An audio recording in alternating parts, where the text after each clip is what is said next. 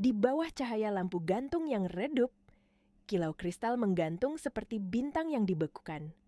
Restoran Langit Biru, tempat paling eksklusif di jantung Jakarta, malam itu terasa seperti dunia lain.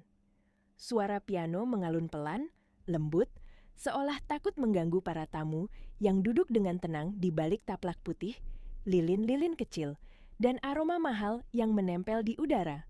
Di sini, setiap meja seperti kerajaan kecil, sunyi namun penuh kuasa. Orang-orang berbicara pelan, tertawa pun seperti dibatasi etika, seakan mereka semua sedang menjaga citra yang rapih. Di sudut paling jauh, di balik anggrek dan bayangan yang jatuh dari dekorasi, duduk seorang pria yang seharusnya tampak sempurna. Hendra Wijaya, 48 tahun. Pengusaha teknologi, miliarder, dan seorang duda. Jas rancangan desainer ternama melekat, pas di tubuhnya, jam tangan emas di pergelangan tangannya menangkap cahaya setiap kali ia bergerak sedikit. Tetapi kemewahan itu tidak bisa menutup sesuatu yang lebih kuat dari kain mahal manapun. Kekosongan, dingin, sunyi yang mengendap di dada. Di hadapannya ada rendang sapi yang harum, kaya bumbu, menggoda siapapun yang mencium aromanya. Namun, bagi Hendra, makanan itu seperti tak punya rasa. Sejak lama, kenikmatan telah kehilangan makna. Kursi kosong di seberangnya terasa lebih bersuara daripada seluruh ruangan. Seolah kursi itu menyimpan nama yang tak pernah ia ucapkan lagi dengan suara keras, menyimpan tawa yang dulu menempel di rumahnya, menyimpan kehidupan yang kini tinggal foto dan kenangan. Jari-jarinya mencengkeram kaki gelas es teh manis. Di dalamnya, pusaran coklat bergerak pelan, menari seperti bayangan. Hendra menatapnya lama, seperti orang yang sedang berusaha menemukan sesuatu di dasar gelas, padahal yang ia cari sebenarnya ada jauh di dalam dirinya sendiri. 10 tahun. 10 tahun sejak kecelakaan itu merenggut istrinya, Sari, dan putra kecil mereka, Rizky, yang saat itu baru berusia 3 tahun. 10 tahun sejak dunia runtuh dalam tumpukan logam bengkok dan kaca pecah. Dan sejak itu, Hendra hidup, tapi seperti orang yang hanya menjalankan hari. Ia membangun kerajaan, menghadiri rapat, menandatangani kontrak, membeli apapun yang bisa dibeli. Namun, tak ada yang bisa membeli kembali satu pelukan kecil, satu panggilan ayah, satu tawa yang memanggilnya pulang. Ia mengangkat gelas perlahan, seolah beratnya menyimpan seluruh masa lalu. Tapi, sebelum bibirnya sempat menyentuh minuman itu, sebuah suara memotong udara di sampingnya, lembut, gemetar, dan begitu tidak cocok berada di tempat semahal ini. "Bolehkah saya mengambil sisa makanan Anda, Pak?" Hendra membeku, seperti ada sesuatu yang menahan napasnya di tengah dada. Ia menoleh tajam dan melihat seorang gadis berdiri di samping meja. Usianya tak lebih dari 19 tahun. Rambut hitamnya diikat seadanya dalam sanggul berantakan. Beberapa helai jatuh menutupi sisi wajah yang tampak lelah. Jaketnya lusuh, jelas bukan untuk malam dingin awal musim hujan. Dan di pelukannya, seorang bayi, mungkin 7 atau 8 bulan, dibungkus selimut pudar, namun mata bayi itu terbuka lebar, bening, menatap piring Hendra dengan cara yang membuat siapapun sulit berpura-pura tidak melihat. Ruangan yang tadi tenang mendadak seperti berhenti bergerak. Percakapan mereda, garpu tergantung di udara, beberapa kepala menoleh, beberapa mata membesar, sebagian wajah menunjukkan jijik halus yang khas orang-orang yang tidak pernah takut lapar. Seorang pelayan melangkah cepat, jelas hendak mengusir. Namun, sebelum ia sampai, Hendra mengangkat tangan. Gerakannya kecil, tapi wibawanya membuat pelayan itu berhenti. Hendra memandangi gadis itu, bukan seperti orang kaya menilai orang miskin, melainkan seperti seseorang yang baru saja melihat retakan di dinding dunianya sendiri. Wajah gadis itu tidak memelas, tidak ada drama, tidak ada air mata yang dibuat-buat, tidak ada tuntutan. Hanya lelah dan tekad yang sunyi. Sejenis keberanian yang lahir ketika seseorang tidak punya pilihan selain bertahan. Dan yang paling menusuk hati Hendra adalah cara gadis itu mendekap bayinya. Seolah dunia bisa runtuh kapan saja, tapi tubuh kecil itu harus tetap aman. Hendra menelan ludah, tenggorokannya tercekat. Lilin di antara mereka berkedip, seakan ikut gelisah. Ia merasa seperti ada bisikan halus yang merobohkan tembok 10 tahun yang ia bangun rapi di dalam dirinya. Bukan pencerahan besar, belum, tapi percikan kecil yang tiba-tiba hidup kembali. Matanya kembali ke bayi itu, dan entah kenapa, senyum yang belum muncul pun sudah seperti menghantui ingatannya. Senyum yang pernah ia lihat dulu, senyum yang sudah lama hilang. Hendra ragu sesaat. Benang tak terlihat menegang di antara mereka. Lalu ia mendorong piringnya sedikit ke depan dan berkata pelan, nyaris seperti bicara pada dirinya sendiri. Ambillah. Dan pada detik itu, tanpa Hendra sadari, satu pertanyaan sederhana telah membuka pintu yang ia kunci rapat selama 1 dekade. Sebuah momen kecil di restoran mewah, yang diam-diam mulai mengubah takdir mereka berdua. Gadis itu tidak langsung meraih piring seperti orang yang kelaparan dan kehilangan kendali.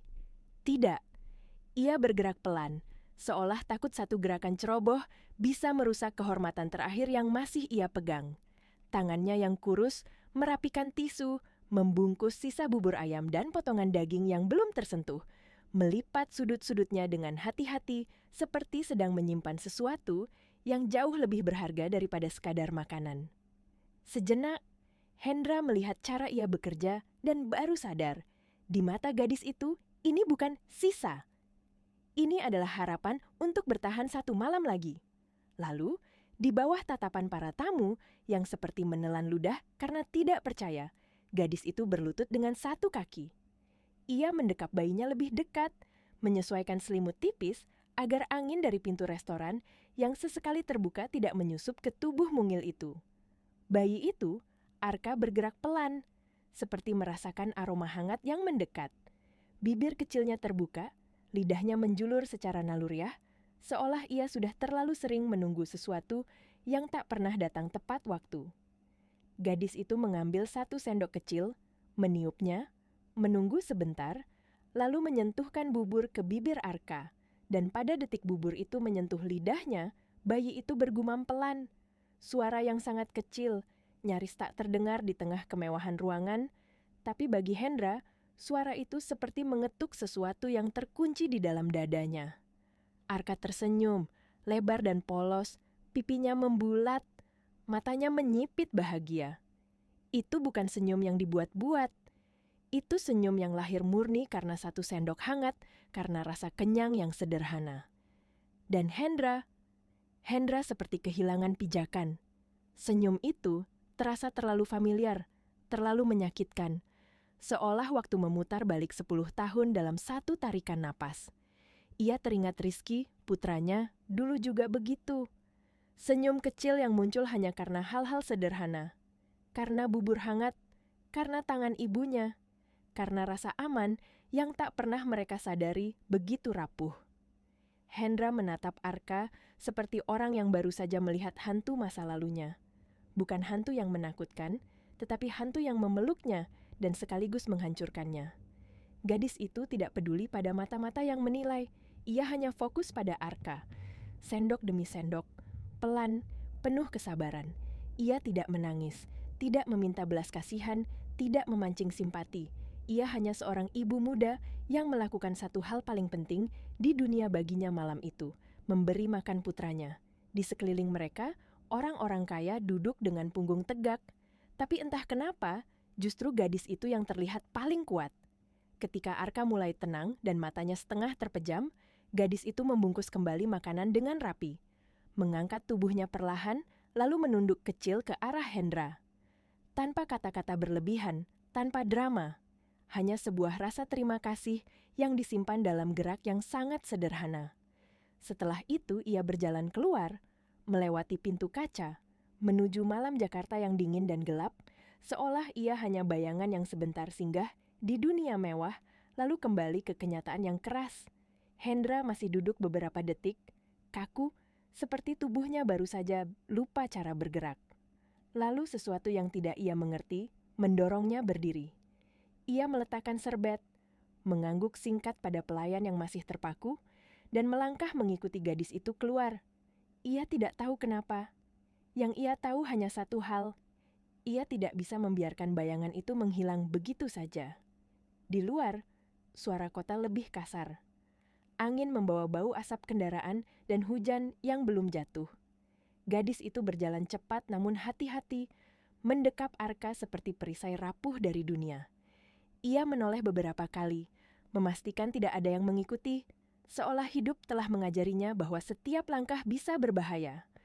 Hendra menjaga jarak, tidak ingin membuatnya panik. Ia hanya mengikuti, seperti orang yang takut kehilangan sesuatu yang baru saja ia temukan. Mereka melewati gang-gang sempit, lalu sampai di tempat parkir yang runtuh di antara bangunan bata tua. Lampu jalan berkedip-kedip, memantulkan cahaya kuning yang lelah pada mobil-mobil terbengkalai yang berdiri seperti hantu. Di sudut paling gelap, gadis itu berhenti. Di sana, sangat sederhana, sangat menyedihkan, ia menata selimut tipis menjadi kasur. Ia duduk, memeluk Arka, dan membisikkan sesuatu yang hanya bisa didengar bayi itu. Kemudian, ia mulai menyanyi pelan. Nina Bobo, Nina Bobo. Suara itu tipis, hampir tenggelam oleh kota, tapi ada kelembutan yang menembus dada. Hendra berdiri di kejauhan, terpesona, seperti seseorang yang tidak pantas mengintip momen suci. Arka menggenggam kerah jaket ibunya dengan tangan kecil. Lalu, perlahan matanya terpejam, dibuai melodi yang lebih kuat daripada semua kemewahan yang baru saja mereka tinggalkan. Hendra akhirnya melangkah maju. Ia tidak bisa terus bersembunyi di balik bayangan. Gadis itu langsung menegang, memeluk Arka lebih erat. Matanya tajam, waspada, tubuhnya siap berdiri kapan saja. Apa Anda baik-baik saja? Suara Hendra rendah, hati-hati, tidak mengancam. Anda mengikuti saya? Ya, jawabnya singkat. Ia tidak lari, tidak menangis. Hanya menatap, seperti menunggu alasan. Hendra menghela napas, mencoba memilih kata-kata yang tidak akan melukai martabatnya. Saya hanya ingin memastikan kalian aman. Namamu siapa? Gadis itu ragu, lalu berkata pelan, namaku Putri. Dan dengan satu kalimat berikutnya, ia menyebutkan nama bayi itu, seperti seseorang yang sedang menyebut seluruh dunianya. Namanya Arka, umurnya 8 bulan. Hendra mengangguk. Ia menatap Arka yang tertidur, lalu kembali ke Putri. Kamu tinggal di sini? Putri tidak menjawab dengan keluhan. Ia menjawab dengan kenyataan. Ia bercerita bahwa dulu ia sempat kuliah keperawatan, lalu hamil. Ayah Arka menghilang begitu saja. Orang tuanya membuangnya. Sejak itu, ia sendiri. Tidak ada rumah untuk pulang. Tidak ada tangan yang menunggu. Hanya malam-malam panjang dan satu bayi yang harus tetap hidup. Hendra melihat sekeliling. Tidak ada apapun selain selimut usang, beberapa pakaian bayi yang dilipat rapi di sudut seperti harta karun, dan tubuh muda yang dipaksa dewasa terlalu cepat. Lalu Hendra mendengar dirinya sendiri berkata, saya bisa membantu. Hotel, makanan, apa saja. Namun Putri mengangkat kepala, bukan dengan wajah minta-minta, melainkan dengan keberanian yang keras dan sunyi. Saya bisa bekerja, katanya cepat, seolah menolak menjadi beban. Apa saja? Saya tidak mau dikasihani. Kata-kata itu menghantam Hendra lebih keras daripada permintaan apapun. Karena itu bukan permintaan, itu pertahanan terakhir. Malam itu, Hendra tidak memaksa. Ia hanya berdiri beberapa saat, mendengar Putri kembali menyanyi, lalu pergi dengan langkah berat, membawa pulang sesuatu yang tidak pernah ia bawa selama bertahun-tahun, rasa peduli yang hidup lagi. Dan sejak malam itu, tanpa Putri tahu, Hendra mulai kembali. Bukan kembali ke restoran, bukan kembali ke uang, tetapi kembali ke sisi dirinya yang dulu manusia. Ia mencari tempat Putri biasa berteduh, menemukan mobilnya terparkir di belakang masjid tua yang sepi, lalu ia meninggalkan paket kecil, diam-diam, berisi popok, susu, makanan, bahkan informasi dokter anak. Ia menyamar seolah itu sedekah dari masjid, tanpa nama, tanpa catatan, tanpa tuntutan. Putri tidak pernah tahu siapa pengirimnya. Ia hanya menemukan bantuan itu seperti sebuah mukjizat kecil yang jatuh dari langit berulang tanpa penjelasan. Dan ketika bulan Oktober mulai meresap lebih dalam ke malam, ketika udara semakin dingin dan kota semakin kejam. Takdir menyiapkan sesuatu yang jauh lebih mengerikan dari rasa lapar. Malam-malam setelah itu berjalan seperti rutinitas yang rapuh. Putri kembali berjuang seperti biasa, menahan dingin dengan jaket tipis, menahan lapar dengan sisa-sisa yang bisa ia cari, dan menahan takut setiap kali Arka batuk terlalu lama. Ia tidak pernah tahu siapa yang diam-diam meninggalkan popok, susu, atau sekotak bubur hangat di dekat tempat ia biasa berteduh. Ia hanya tahu ada hari-hari ketika langit terasa sedikit lebih lunak, seolah Tuhan menoleh sebentar dan berkata, "Bertahanlah 1 hari lagi." Tapi ketika bulan Oktober meresap lebih dalam ke malam, kota ini kembali menunjukkan wajah aslinya. Seharian itu, Arka rewel, tubuh kecilnya panas seperti bara. Ia menolak menyusu, menolak makan, matanya sayu, namun tangisnya tidak berhenti. Putri berkali-kali menempelkan punggung tangan ke dahi bayi itu, mencoba menenangkan diri dengan kalimat yang sama. Mungkin hanya masuk angin, mungkin hanya demam biasa. Namun, semakin malam turun, napas Arka semakin cepat, dangkal, seperti burung kecil yang kelelahan mengepak di dalam sangkar. Putri tidak menunggu lagi. Ia memeluk Arka erat, berlari menembus jalanan yang basah, menahan air hujan yang mulai turun rintik-rintik. Setiap detik terasa seperti pertaruhan. Setiap lampu merah terasa seperti musuh. Dan di kepalanya hanya ada satu doa yang berulang, "Jangan sekarang, jangan ambil dia dari aku." Di rumah sakit terdekat, cahaya neon memantul dingin di lantai, membuat wajah orang-orang terlihat pucat. Putri hampir tergelincir karena terburu-buru. Ia mendatangi meja administrasi sambil terengah, memohon agar bayi itu segera diperiksa. Wanita di balik meja bahkan tidak benar-benar menatapnya, hanya melihat sebentar dari ujung mata, lalu bertanya soal kartu, soal pembayaran, soal uang muka, dengan suara datar seperti membaca daftar belanja. Ketika Putri menjawab pelan bahwa ia tidak punya, suasana berubah, bukan jadi simpati, melainkan jadi dingin yang lebih tajam. Seolah kata tidak punya adalah dosa yang tidak boleh dibawa masuk ke ruangan bersih ini. Putri mencoba menjelaskan, suaranya bergetar bahwa Arka panas sekali, bahwa ia tidak merespons, bahwa napasnya aneh. Tapi jawabannya tetap sama, harus menunggu atau cari rumah sakit lain. Putri menatap lorong UGD seperti menatap pintu keselamatan yang dijaga terlalu ketat. Arka menggeliat lemah dalam pelukannya, tubuhnya membakar, bibirnya sedikit pucat. Putri merasa dunia mengecil, menekan, menutup semua jalan. Ia ingin berteriak, ingin memaksa, ingin menghancurkan meja administrasi itu. Tapi ia tahu ia tidak punya kuasa apapun. Ia hanya seorang ibu muda dengan bayi sakit dan tangan kosong. Saat itulah Putri mengeluarkan telepon lamanya. Benda tua yang layarnya sudah retak, tombolnya keras, dan baterainya sering mati sendiri. Jari-jarinya gemetar, begitu parah sampai ia salah menekan angka berkali-kali. Ia menahan napas, menelan ludah, dan menulis pesan yang terasa seperti menyerahkan harga dirinya pada takdir. 2 kata saja. "Tolong, Pak."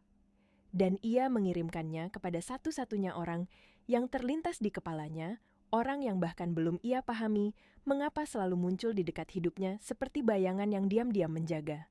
Di tempat lain, pada jam yang sama, Hendra sedang duduk di ruangannya yang besar, dikelilingi layar dan berkas, namun sunyi yang selalu sama. Ketika teleponnya bergetar, ia awalnya tidak peduli. Namun begitu matanya menangkap nama Putri, sesuatu di dadanya seperti jatuh. Ia berdiri begitu cepat sampai kursinya terdorong ke belakang. Tanpa bertanya, tanpa menunggu penjelasan, ia meraih kunci mobil dan berlari keluar. Mesin mobilnya menyala kasar, ban menjerit di aspal basah, dan jalanan malam Jakarta seakan tersibak oleh satu tujuan yang mendesak, seakan hidupnya sendiri baru punya arah lagi. Di rumah sakit, Putri hampir kehilangan kesadaran karena panik. Ia menahan Arka, menatap pintu, menatap petugas, menatap siapapun yang lewat, berharap ada satu orang saja yang punya hati. Lalu tiba-tiba, pintu kaca terbuka keras.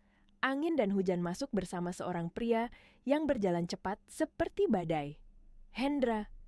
Jasnya basah di bahu, rambutnya sedikit berantakan, tapi matanya menyala penuh ketegangan yang belum pernah Putri lihat. Ia tidak bertanya panjang.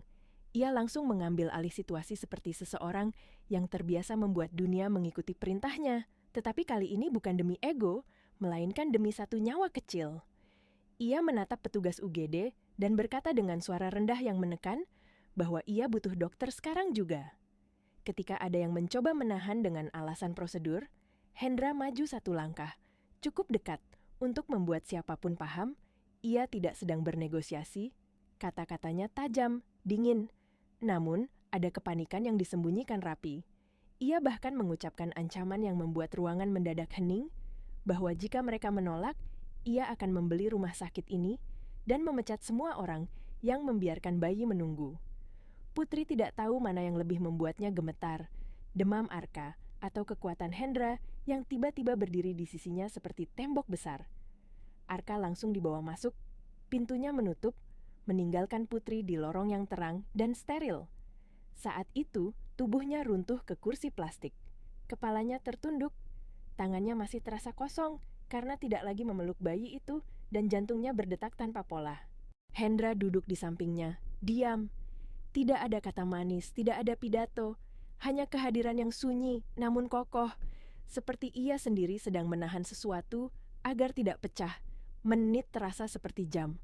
Putri menggigit bibir sampai terasa perih, menahan tangis, menahan rasa bersalah, menahan ketakutan terbesar yang tidak pernah ia berani ucapkan. Lalu, akhirnya, seorang perawat keluar, wajahnya lebih tenang. Kabar itu sederhana, namun terasa seperti cahaya pertama setelah badai panjang. Arka stabil, beristirahat, panasnya mulai turun, napasnya lebih baik. Putri tidak sempat berkata apapun. Air matanya mengalir begitu saja, tanpa izin. Ia mencoba mengusapnya cepat. Malu terlihat lemah, tapi tubuhnya sudah kalah. Bahunya bergetar, napasnya patah-patah, dan untuk pertama kalinya sejak ia ditinggalkan dunia, ia membiarkan dirinya runtuh. Tanpa ia sadari, ia bersandar pada Hendra. Dan Hendra, yang selama 10 tahun merasa setiap pelukan hanya akan mengingatkannya pada kehilangan, tidak menolak. Ia memeluk Putri pelan, seolah takut gerakannya terlalu kuat bisa menghancurkan gadis yang sudah terlalu sering dihantam hidup. Di balik dinding putih rumah sakit, di bawah lampu yang dingin, dua orang yang sama-sama patah menemukan satu momen hangat yang tidak mereka rencanakan. Malam berlalu perlahan. Hujan di luar kadang mereda, kadang turun lagi. Putri tertidur sekejap karena lelah, terbangun. Lalu kembali menatap pintu ruang perawatan dengan mata merah. Hendra tetap di sana, sesekali melihat Arka melalui kaca, seperti ia sedang memastikan kenyataan ini tidak akan diambil lagi. Namun, ketika pagi datang, masalah baru muncul. Bukan dari penyakit, bukan dari demam, melainkan dari mata manusia. Seseorang mengambil foto. Mungkin pengunjung, mungkin staf, mungkin orang yang hanya ingin sensasi. Tak butuh waktu lama sebelum berita itu menyebar, meledak di media sosial, berpindah dari blog ke akun gosip, dari komentar ke komentar, hingga menjadi cerita yang dipelintir sesuka hati. Ada yang memuji Hendra sebagai malaikat penolong. Ada yang menyebut putri ibu hebat yang berjuang sendirian. Tapi ada juga yang lebih kejam, menuduh Putri pemburu harta. Mengatakan semuanya pasti sudah direncanakan, menyindir dengan kata-kata yang kotor dan dingin. Putri membaca beberapa baris saja, lalu tangannya gemetar, dadanya sesak. Ia menutup layar cepat-cepat, seolah cahaya dari ponsel itu bisa menodai Arka yang sedang tidur dengan damai. Ia menatap bayinya lama, lalu menoleh ke arah Hendra dengan mata penuh ketakutan yang berbeda. Bukan takut kehilangan Arka, melainkan takut dunia akan mencabik-cabik mereka sebelum mereka sempat berdiri. Dan Hendra, melihat wajah Putri yang pucat karena malu dan takut, mendekat ke boks Arka, meletakkan tangannya lembut di dada kecil itu, merasakan napasnya yang mulai stabil, seperti mengingatkan dirinya sendiri bahwa yang paling penting adalah ini, bukan suara orang-orang di luar sana. Tapi Putri tidak tahu apakah ia sanggup menghadapi badai berikutnya. Karena kali ini, bukan hujan yang akan menerpa mereka, melainkan tuduhan, gosip, dan rasa sakit yang datang dari mulut manusia. Pagi itu datang tanpa kelembutan. Cahaya matahari menembus jendela rumah sakit, memantul di lantai yang bersih. Namun bagi Putri, dunia terasa lebih dingin dari malam hujan sebelumnya. Arka masih tertidur, napasnya teratur, pipinya tak lagi memerah. Itu seharusnya menjadi kelegaan. Tapi di dalam dada Putri ada rasa takut yang tumbuh, perlahan namun pasti, seperti bayangan panjang yang mengikuti setiap langkahnya. Telepon di tangannya bergetar tanpa henti. Notifikasi berdatangan satu demi satu, seperti gelombang yang tak mau berhenti. Ia tidak perlu membuka semuanya untuk tahu isinya. Beberapa judul yang sempat terbaca sudah cukup melukai. Nama Hendra, fotonya, lalu wajah Putri yang buram dipotong dari sudut yang tidak adil. Kata-kata seperti drama, rekayasa, ibu muda misterius, bertebaran tanpa belas kasihan. Dunia yang kemarin tidak peduli pada keberadaannya, hari ini tiba-tiba merasa berhak menghakimi hidupnya. Putri duduk kaku di samping ranjang Arka. Tangannya menggenggam selimut bayi itu erat-erat. Seolah jika ia melepaskan sedikit saja, sesuatu akan merenggut anaknya. Ia teringat semua malam ia tidur di bawah atap bocor. Semua hari ia menahan lapar agar Arka bisa kenyang. Semua langkah kecil yang ia ambil dengan kepala tertunduk agar tidak terlihat. Dan sekarang, justru ketika ia mencoba menyelamatkan nyawa anaknya, dunia menatapnya dengan curiga. Hendra masuk ke ruangan itu dengan langkah tenang, tapi matanya langsung menangkap perubahan di wajah Putri. Wajah yang kemarin penuh kelelahan, kini digantikan ketegangan yang rapuh. Ia tidak perlu bertanya apapun, ia sudah tahu. Dunia seperti ini tidak pernah memberi ruang untuk cerita yang sederhana. Selalu ada kepentingan, selalu ada kecurigaan. Jangan baca, kata Hendra pelan, hampir seperti permintaan, bukan perintah. Mereka tidak tahu apa-apa. Putri mengangguk kecil, tapi matanya tetap basah. Saya tidak pernah minta ini. Suaranya hampir tak terdengar. Saya cuma mau Arka sembuh. Kalimat itu menghantam Hendra lebih keras daripada semua komentar kejam di luar sana. Ia berdiri di dekat jendela, memandang keluar, ke langit yang cerah, seolah mengejek semua kekacauan di dalam ruangan. 10 tahun lalu, ia juga pernah berdiri seperti ini. Menunggu kabar di rumah sakit, berharap keajaiban yang tidak pernah datang. Ia tahu betul rasa tidak berdaya itu, dan ia tidak akan membiarkan sejarah terulang, tidak kali ini. Ketika dokter datang membawa kabar bahwa Arka boleh pulang sore itu, Putri tersenyum untuk pertama kalinya hari itu. Senyum kecil, rapuh, namun nyata. Tapi senyum itu segera meredup saat dokter melanjutkan dengan nada profesional, bahwa Arka perlu tempat tinggal yang bersih, stabil, dan hangat untuk pemulihan. Tidak ada kata menghakimi, tapi maknanya jelas. Hidup di jalanan bukan pilihan. Putri menunduk.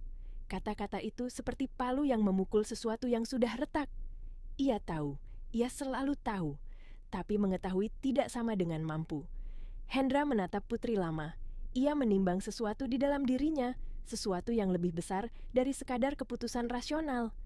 Ia tahu, jika ia melangkah lebih jauh, hidupnya tidak akan kembali sederhana.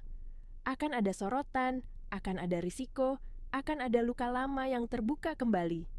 Tapi, ketika ia melihat Arka menggenggam jarinya dengan tangan kecil itu, seolah tak sengaja, seolah tak sadar siapa pria di sampingnya, hatinya sudah memilih. "Kamu dan Arka bisa tinggal di rumah saya," katanya akhirnya. Suaranya rendah, tegas, namun tidak memaksa. "Sementara, sampai Arka benar-benar sehat, sampai kamu berdiri lagi." Putri terkejut. Kepalanya terangkat cepat, wajahnya pucat. "Tidak," katanya refleks, hampir panik. "Saya tidak bisa. Orang-orang sudah bicara macam-macam. Saya tidak mau jadi alasan nama Bapak hancur." Hendra tersenyum tipis, senyum yang lebih banyak menyimpan luka daripada kebanggaan. "Nama saya sudah lama jadi milik orang lain untuk dibicarakan," jawabnya pelan. "Dan saya tidak menawarkan ini karena kasihan, saya menawarkan karena saya tahu rasanya kehilangan keluarga." Putri terdiam. Kata keluarga menggantung di udara, berat dan penuh makna. Ia menatap Arka, lalu kembali ke Hendra. Matanya penuh konflik, harga diri melawan kebutuhan, ketakutan melawan harapan, dan di antara semua itu, seorang bayi yang tidak tahu apa-apa, yang hanya butuh tempat aman untuk tumbuh. Akhirnya, Putri mengangguk, sangat pelan, seperti takut jika ia bergerak terlalu cepat, keputusan ini akan hancur. Tidak ada air mata kali ini, hanya kelelahan yang pasrah dan secercah harapan yang nyaris tak berani ia pegang. Sore itu, mereka keluar dari rumah sakit bersama. Kamera sudah menunggu di luar. Kilatan cahaya menyilaukan. Pertanyaan dilontarkan tanpa ampun. Hendra berjalan di depan, tubuhnya menjadi perisai. Putri mengikuti di belakang, mendekap Arka, wajahnya tertunduk. Untuk pertama kalinya, ia tidak sendirian menghadapi dunia. Mobil melaju meninggalkan kerumunan. Di dalamnya, sunyi kembali menyelimuti. Putri memandang keluar jendela, melihat kota berlalu, tidak tahu apa yang menantinya di rumah besar pria di sampingnya. Ia hanya tahu satu hal, hidupnya telah berbelok ke arah yang tidak pernah ia bayangkan. Dan di balik ketenangan itu, Hendra tahu, keputusan hari ini bukan akhir masalah. Ini justru awal dari ujian yang lebih besar. Karena membawa Putri dan Arka ke dalam hidupnya, berarti membuka pintu bagi masa lalu, bagi luka yang belum sembuh, dan bagi dunia yang tidak akan berhenti menguji niat baik mereka. Rumah itu terlalu besar dan terlalu sunyi. Ketika mobil berhenti di depan gerbang besi tinggi yang perlahan terbuka, Putri menahan napas. Lampu-lampu taman menyala rapi, memantulkan cahaya lembut di jalan setapak yang bersih. Rumah itu bukan sekadar mewah, tetapi terasa seperti dunia lain. Dunia yang tidak pernah ia bayangkan akan ia masuki sambil menggendong bayi dan membawa satu tas kecil berisi pakaian seadanya. Begitu pintu utama terbuka, udara hangat menyambut mereka. Bau kayu, teh hangat, dan ketenangan yang asing. Putri melangkah ragu, seolah takut lantai marmer yang mengilap akan retak di bawah kakinya. Arka bergerak pelan dalam pelukannya, menggumam kecil, lalu kembali tenang, seakan rumah itu sendiri membisikkan rasa aman. Hendra mempersilakan mereka masuk tanpa banyak kata. Ia memanggil pengurus rumah, memberi instruksi singkat, tenang, jelas. Sebuah kamar di lantai bawah disiapkan. Tidak terlalu besar, tapi hangat dengan jendela menghadap taman kecil. Ada ranjang bayi, selimut bersih, dan lampu tidur yang redup. Semua terasa seperti mimpi yang terlalu cepat berubah. Putri berdiri di ambang pintu, tidak bergerak. Tangannya gemetar. "Pak, ini terlalu banyak," katanya pelan. "Saya cuma mau Arka sehat. Saya tidak mau merepotkan." Hendra menatapnya lama, lalu berkata dengan suara yang nyaris seperti pengakuan, "Rumah ini sudah lama terlalu kosong." Malam pertama itu terasa canggung. Putri memandikan Arka dengan hati-hati, seperti selalu.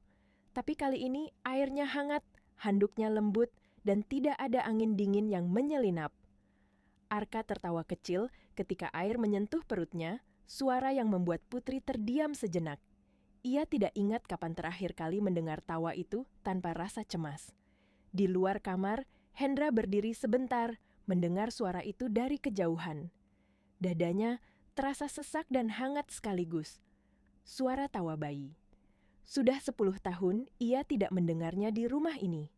10 tahun rumah ini hanya diisi langkah kaki para staf dan gema kesunyian. Hari-hari berikutnya berjalan perlahan, seperti dunia sedang menyesuaikan diri dengan keberadaan mereka.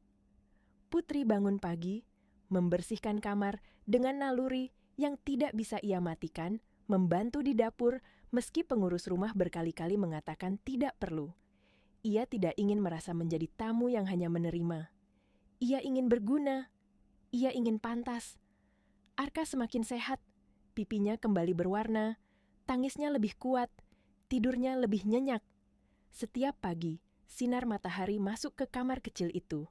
Dan Putri sering duduk di tepi ranjang memandangi wajah anaknya. Mencoba memahami bagaimana hidup bisa berubah begitu cepat. Namun, ketenangan itu tidak bertahan lama. Di luar sana, cerita terus berkembang. Media tidak puas hanya dengan foto rumah sakit.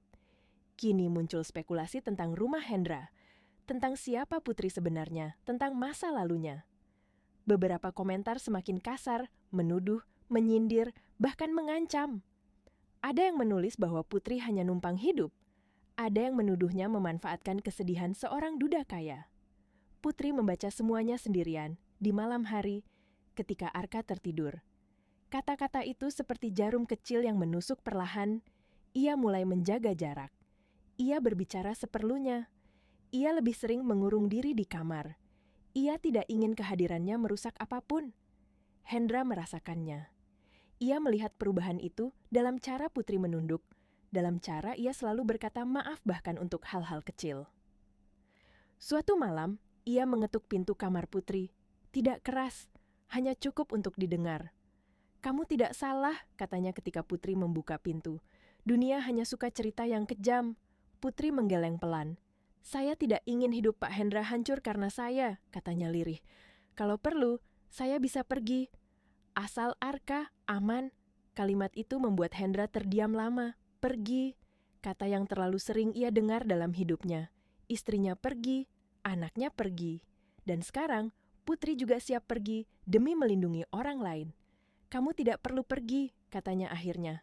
Tegas, "Aku yang akan hadapi mereka." Namun di dalam dirinya, Hendra tahu masalah ini tidak akan selesai hanya dengan keberanian. Akan ada orang-orang yang tidak terima. Akan ada masa lalu Putri yang dibongkar. Dan akan ada satu rahasia yang belum ia ceritakan pada Putri. Rahasia tentang mengapa ia begitu mudah tergerak. Mengapa Arka terasa begitu dekat di hatinya. Karena setiap kali Hendra menggendong Arka, ada perasaan aneh yang sulit dijelaskan. Cara bayi itu menatapnya, cara jarinya menggenggam, cara senyumnya muncul, terlalu familiar, terlalu dalam, seperti luka lama yang perlahan membuka dirinya sendiri.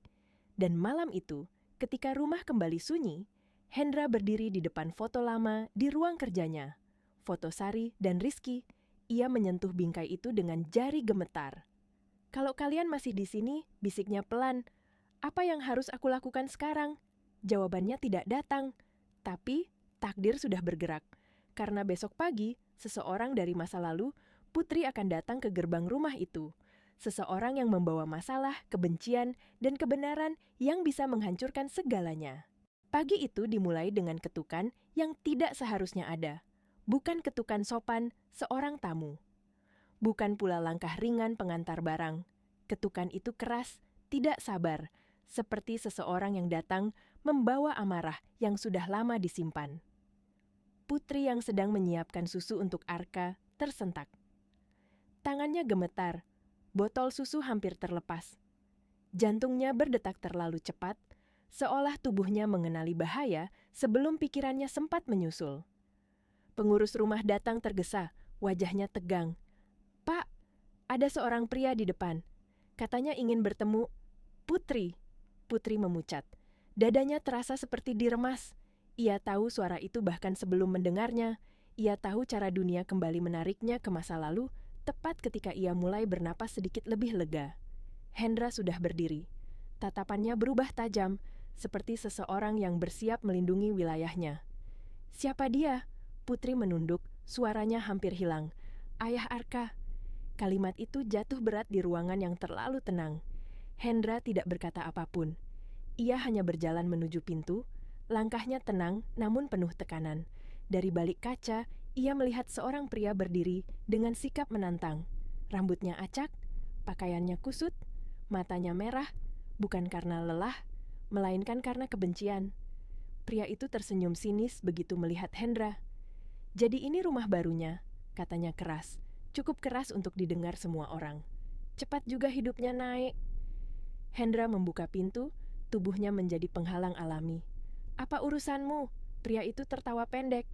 "Urusanku? Itu anakku di dalam, dan perempuan itu, dia milikku." Putri yang berdiri di balik Hendra menggigil. Kata milikku membuat perutnya mual. Ia teringat malam-malam ketika pria itu datang dan pergi sesuka hati. Janji-janji kosong, tangan kasar, lalu kepergian tanpa pamit saat ia bilang hamil. Ia tidak pernah meminta apapun darinya, tidak uang, tidak perlindungan, tidak cinta. Dan sekarang, ketika ia sudah jatuh sedalam ini, Pria itu muncul kembali, membawa ego dan rasa iri. "Pergi," suara Hendra rendah, mengandung peringatan. "Kamu tidak berhak bicara seperti itu." "Tidak berhak." Pria itu melangkah maju, matanya menantang. "Aku ayah kandungnya, hukum ada di pihakku." Putri merasa lututnya lemas. Kata hukum terdengar seperti ancaman besar bagi seseorang yang hidup tanpa alamat tetap, tanpa dokumen rapi, tanpa kekuatan. Ia memeluk Arka lebih erat. Bayi itu bergerak pelan, seolah merasakan ketegangan ibunya. Hendra menoleh sedikit, cukup untuk menatap Putri. "Masuk ke dalam," katanya lembut namun tegas. "Aku urus." Putri ragu, tapi akhirnya melangkah mundur. Dari balik pintu, ia masih bisa mendengar suara pria itu meninggi, menuduh, menertawakan, mengancam akan kembali dengan polisi, dengan pengacara, dengan semua yang Putri takuti. Ketika pintu akhirnya ditutup dan gerbang ditutup kembali, Putri jatuh terduduk di lantai. Tangisnya pecah, tanpa bisa ditahan lagi. Bukan tangis lemah, melainkan tangis seseorang yang terlalu lama bertahan. Hendra masuk ke ruangan itu beberapa menit kemudian. Ia tidak langsung bicara. Ia hanya duduk di dekat Putri, menjaga jarak yang sopan, tapi cukup dekat untuk menunjukkan ia tidak pergi kemanapun. "Aku tidak akan membiarkan dia menyentuh kalian," katanya akhirnya. Putri menggeleng putus asa. Dia akan kembali. Dia selalu kembali kalau mencium uang, kalau mencium kesempatan. Ia menatap Hendra dengan mata penuh rasa bersalah. "Saya tidak mau masalah saya menghancurkan hidup Bapak." Hendra menghela napas panjang. "Hidupku sudah lama hancur," katanya pelan. "Kalian tidak menghancurkannya. Kalian mengisinya." Putri terdiam. Kata-kata itu terlalu berat untuk dijawab. Hari-hari berikutnya dipenuhi ketegangan yang tak terlihat. Putri selalu menoleh ke arah gerbang setiap kali ada suara. Arka menjadi lebih rewel, seolah ikut menyerap kegelisahan ibunya. Hendra memperketat keamanan, menghubungi pengacara, menyelidiki latar belakang pria itu. Dan dari setiap laporan yang masuk, satu hal menjadi semakin jelas. Pria itu tidak peduli pada Arka. Ia hanya peduli pada uang dan perhatian, namun ancaman terbesar datang bukan dari pria itu, melainkan dari sebuah amplop coklat yang tiba tanpa pengirim. Di dalamnya ada salinan dokumen lama, akta kelahiran, nama ayah tertulis jelas, dan satu surat singkat yang dingin menyatakan niat untuk mengajukan hak asuh. Putri membaca surat itu dengan tangan gemetar. Dunia kembali berputar. Ia membayangkan Arka diambil darinya, dibawa pergi oleh orang yang bahkan tidak pernah menggendongnya dengan cinta. Ia memeluk Arka sambil berbisik berulang-ulang, "Maafkan ibu, maafkan ibu." Malam itu, Hendra berdiri lama di ruang kerjanya, menatap berkas-berkas yang terbuka di meja. Pengacaranya berkata, peluang itu ada. Dunia hukum tidak selalu berpihak pada yang paling mencintai, melainkan pada yang paling kuat. Dan di tengah kekacauan itu, satu kebenaran mulai muncul ke permukaan. Kebenaran yang Hendra sendiri belum berani ucapkan keras-keras. Perasaannya pada Putri dan Arka bukan lagi sekadar empati, bukan lagi rasa bersalah masa lalu. Ada ikatan yang tumbuh, perlahan namun dalam, mencampur aduk luka lama dan harapan baru.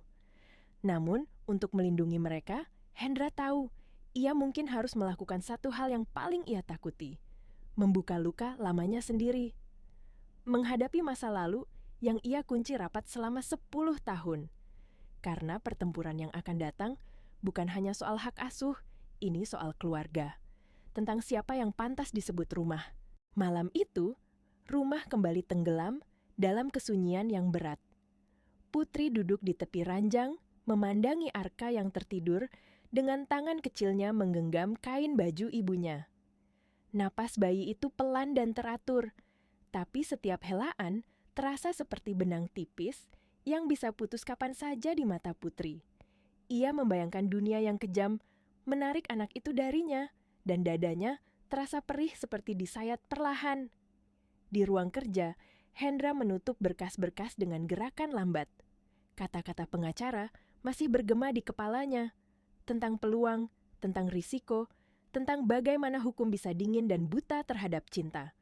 Ia memandang foto lama di dinding, Sari tersenyum lembut, Rizky kecil tertawa dalam pelukan ibunya. Dulu, ia kalah.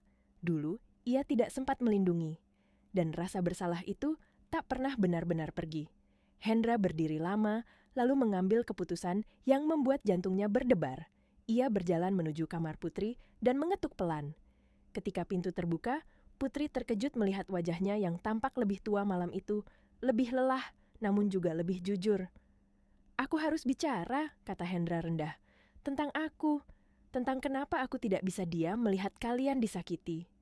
Putri mengangguk, mempersilakan masuk. Mereka duduk berhadapan, jarak yang sopan, tapi suasana begitu dekat.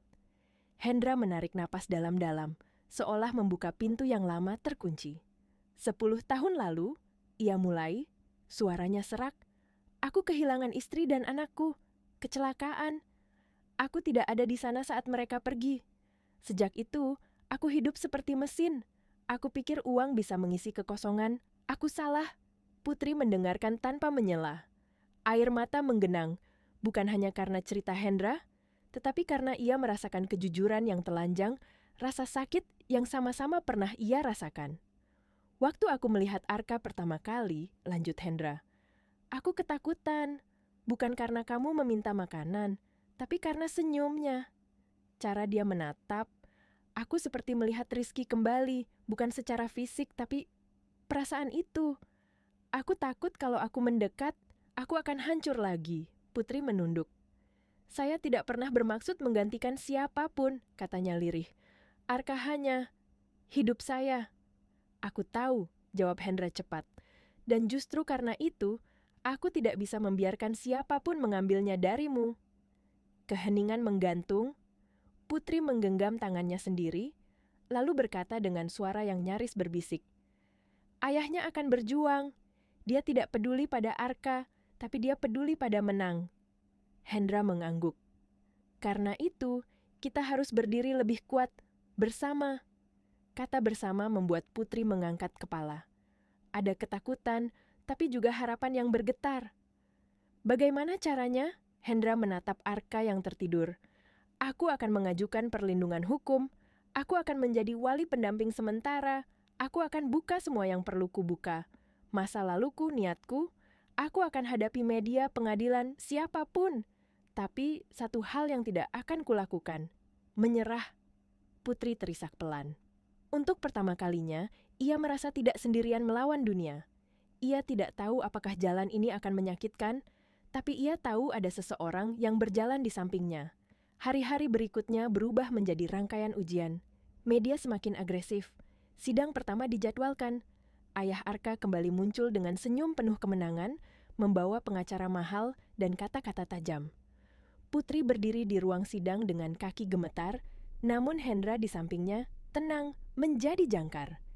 Ketika hakim bertanya tentang masa lalu, tentang kemampuan, tentang niat, Putri menjawab jujur, tentang jalanan, tentang rasa lapar, tentang malam-malam dingin, dan tentang cinta yang membuatnya bangun setiap pagi. Hendra berbicara tentang kehilangan, tentang tanggung jawab, tentang rumah yang kembali hidup. Ia tidak memohon, ia menyatakan. Di luar, hujan turun lagi, seperti malam pertama mereka bertemu. Di dalam ruang sidang, waktu terasa berhenti. Putri memeluk Arka, berdoa tanpa suara. Hendra menatap ke depan, menahan napas. Keputusan belum dibacakan hari itu. Sidang ditunda. Ketidakpastian menggantung seperti awan gelap. Tapi saat mereka keluar bersama, langkah mereka seirama. Dunia masih kejam, tapi mereka tidak lagi terpisah. Malamnya, di rumah yang tidak lagi terlalu sunyi, Putri menyanyikan Nina Bobo. Hendra berdiri di ambang pintu, mendengarkan. Untuk pertama kalinya sejak lama, ia tidak merasa bersalah mendengar lagu itu. Ia merasa diizinkan berharap, namun badai belum usai. Besok, kebenaran lain akan terungkap. Kebenaran tentang ayah Arka yang bisa mengubah arah segalanya. Dan pilihan yang harus diambil Hendra mungkin akan mengorbankan lebih dari yang ia kira. Keesokan paginya, udara terasa lebih berat dari biasanya. Putri terbangun sebelum matahari benar-benar naik. Dadanya berdebar tanpa alasan yang jelas. Arka masih tertidur di sisinya, Wajah kecil itu tampak damai, seolah dunia tidak pernah berniat mencabik-cabik hidupnya. Putri mencium keningnya pelan, seperti mengumpulkan kekuatan dari sentuhan sederhana itu. Di ruang makan, Hendra sudah duduk dengan berkas-berkas terbuka. Kopinya dingin, tak tersentuh. Matanya merah, bukan karena kurang tidur saja, melainkan karena malam panjang yang dipenuhi pertimbangan pahit. Ketika Putri masuk, ia mengangkat kepala dan mengangguk kecil. Tidak ada kata-kata yang perlu diucapkan. Hari ini, mereka akan menghadapi sesuatu yang tidak bisa lagi ditunda. Pengacara Hendra datang pagi itu, membawa kabar yang membuat udara di ruangan seakan berhenti bergerak. Dengan suara datar, ia menjelaskan hasil penelusuran lebih dalam tentang pria yang mengaku ayah Arka. Ada laporan lama, kekerasan, penelantaran, bahkan catatan tentang penipuan kecil yang berulang. Bukti-bukti yang menunjukkan pola, bukan kebetulan. Putri menutup mulutnya dengan tangan, air mata menggenang. Ia tahu pria itu kejam, tapi mendengar semuanya disusun rapi di atas kertas terasa seperti luka lama yang dibuka kembali. Hendra mengepalkan tangan di bawah meja. "Ini cukup?" tanyanya rendah. "Cukup untuk menunjukkan risiko," jawab pengacara itu. "Tapi kita harus siap. Dia akan menyangkal, dia akan menyerang balik." Menjelang siang, telepon Putri berdering. Nomor tak dikenal. Hatinya menolak, tapi jari-jarinya terlanjur menyentuh layar. Suara di seberang terdengar licin dan dingin. Pria itu tertawa singkat, seolah menikmati ketakutan yang ia ciptakan. Ia berbicara tentang kesepakatan, tentang uang, tentang bagaimana semua ini bisa diselesaikan jika Putri tahu diri. Setiap kata menusuk, bukan karena ancaman, melainkan karena betapa mudahnya ia menukar anaknya dengan angka. Putri menutup panggilan tanpa menjawab. Tangannya gemetar. Ia menatap Arka, lalu menatap Hendra. Tidak ada yang perlu dijelaskan. Hendra berdiri, mendekat, dan berkata dengan suara yang tidak memberi ruang pada keraguan, "Dia tidak akan menyentuh kalian." Hari itu, Hendra mengambil langkah yang paling ia takuti dan paling ia yakini benar.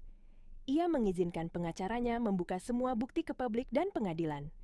Ia berdiri di hadapan media, wajahnya tenang namun matanya tajam. Ia berbicara singkat, tidak defensif, tidak dramatis. Ia bicara tentang keselamatan seorang anak, tentang tanggung jawab orang dewasa, tentang bagaimana kekuatan seharusnya melindungi, bukan menindas. Ia tidak menyebut nama Putri berulang-ulang, ia menyebut Arka. Itu saja. Reaksi datang seperti badai. Ada yang berbalik mendukung, ada yang tetap mencibir. Namun satu hal berubah, narasi mulai retak. Orang-orang mulai bertanya pada pria itu, bukan pada Putri. Rekam jejaknya muncul, cerita-cerita lama terangkat, senyumnya di depan kamera berubah kaku, sidang lanjutan berlangsung dengan suasana yang lebih tegang. Bukti dipresentasikan, Putri bersaksi lagi, kali ini dengan suara yang lebih mantap. Ia tidak lagi meminta dunia untuk mengerti, ia hanya menyatakan kebenaran. Hendra duduk di sampingnya, hadir, tidak mendominasi, tidak menyelamatkan dengan bayangan, hanya memastikan ia tidak jatuh sendirian. Ketika hakim akhirnya berbicara, kata-katanya tidak panjang, namun setiap kalimat terasa seperti pintu yang terbuka perlahan. Hak asuh sementara ditetapkan pada Putri, dengan perlindungan tambahan. Permohonan pria itu ditolak untuk sementara, dengan catatan penyelidikan lebih lanjut. Ruangan tidak meledak oleh sorak, tidak ada kemenangan besar, hanya napas panjang yang akhirnya bisa dilepaskan. Putri memeluk Arka erat. Tangisnya jatuh, bukan karena takut, melainkan karena lega yang terlalu lama tertahan. Hendra menutup mata sejenak. Untuk pertama kalinya sejak 10 tahun lalu, ia merasa tidak kalah di rumah sakit, di ruang sidang, di hadapan takdir. Malam itu, mereka kembali ke rumah yang kini terasa berbeda. Tidak lagi terlalu besar, tidak lagi terlalu sunyi. Putri menyiapkan makan malam sederhana. Hendra membantu tanpa canggung. Arka tertawa ketika sendok menyentuh bibirnya. Tawa itu memenuhi ruang, menambal retakan yang lama menganga. Namun di tengah kehangatan itu, Hendra tahu keputusan besar masih menunggu. Tentang masa depan. Tentang bagaimana mereka akan berjalan setelah badai mereda, dan tentang satu pertanyaan yang belum berani ia ucapkan. Bukan pada dunia, bukan pada Putri, bahkan belum pada dirinya sendiri. Apakah rumah ini akan menjadi rumah selamanya? Hari-hari setelah keputusan pengadilan berjalan seperti napas yang baru belajar tenang. Putri masih terbangun beberapa kali di malam hari, memastikan Arka bernapas dengan baik, memastikan tidak ada mimpi buruk yang menyelinap. Kebiasaan lama tidak hilang begitu saja. Luka tidak sembuh hanya karena satu putusan hakim, tapi ada sesuatu yang berbeda. Ada pagi-pagi yang tidak lagi dibuka dengan rasa takut, ada sore-sore yang tidak lagi dihitung dengan sisa tenaga. Hendra kembali bekerja, tapi tidak lagi menghilang dalam rapat tanpa ujung. Ia pulang lebih cepat. Ia duduk di lantai, membiarkan Arka menarik dasinya, tertawa kecil saat bayi itu menemukan dunia di ujung jarinya. Setiap tawa seperti menata ulang sesuatu di dalam dirinya. Ia belajar hadir, bukan sebagai penyelamat, tetapi sebagai orang yang mau tinggal. Putri memperhatikan semua itu dengan hati yang campur aduk. Ada rasa syukur yang dalam, ada rasa aman yang baru, tapi juga ada ketakutan yang tidak berani ia akui. Ia tahu dunia belum sepenuhnya berhenti mengawasi. Ia tahu kebaikan bisa disalahartikan, kedekatan bisa dipelintir. Maka ia menjaga jarak yang sopan, memilih kata-kata dengan hati-hati, menyimpan perasaan di tempat yang aman. Suatu sore, ketika hujan turun pelan dan taman kecil berkilau oleh air, Putri duduk di teras sambil mengayun Arka. Hendra keluar membawa 2 cangkir teh. Mereka duduk bersebelahan, tidak terlalu dekat, tidak terlalu jauh. Hujan mengisi jeda yang tidak perlu diisi kata. "Aku ingin kamu tahu," Hendra memulai, suaranya tenang. "Kamu tidak berutang apapun padaku. Tidak sekarang, tidak nanti." Putri mengangguk menatap hujan. "Saya tahu," jawabnya pelan. "Dan justru itu yang membuat saya takut." Hendra menoleh. "Takut apa?" "Takut kalau suatu hari semua ini diambil lagi," kata Putri jujur. "Takut kalau saya terlalu percaya, lalu jatuh lebih dalam." Hendra tidak langsung menjawab. Ia memandang Arka yang tertidur di ayunan, dada kecilnya naik turun teratur. "Aku juga takut," katanya akhirnya. "Setiap hari. Tapi aku belajar satu hal. Takut tidak selalu berarti kita harus mundur." Malam itu, Putri menulis di ponselnya pesan yang tak pernah ia kirim. Tentang terima kasih, tentang kehangatan, tentang perasaan yang tumbuh diam-diam. Ia menghapusnya, menyimpannya di dalam hati. Hari berikutnya, kabar datang lagi. Bukan ancaman, bukan gugatan. Pria itu menghilang. Pengacaranya menarik diri. Dunia beralih ke cerita lain. Perlahan, sorotan mereda. Rumah itu bernapas lebih lega. Beberapa minggu kemudian, Hendra membawa Putri dan Arka ke makam, tanpa banyak penjelasan. Putri berdiri sedikit di belakang, menghormati jarak. Hendra berlutut di depan 2 nisan, meletakkan bunga. Ia berbicara pelan, kata-kata yang tidak perlu didengar siapapun. Putri menunduk, memeluk Arka, merasakan angin yang lembut, seolah membawa pesan yang tidak terlihat. Di perjalanan pulang, Hendra berkata, "Terima kasih sudah ikut." Putri hanya tersenyum kecil. Ada pengertian yang tidak perlu dijelaskan. Malam itu, di rumah yang kini terasa hidup, Putri menyanyikan Nina Bobo lagi. Hendra mendengarkan dari ambang pintu seperti dulu. Tapi kali ini, ia melangkah masuk.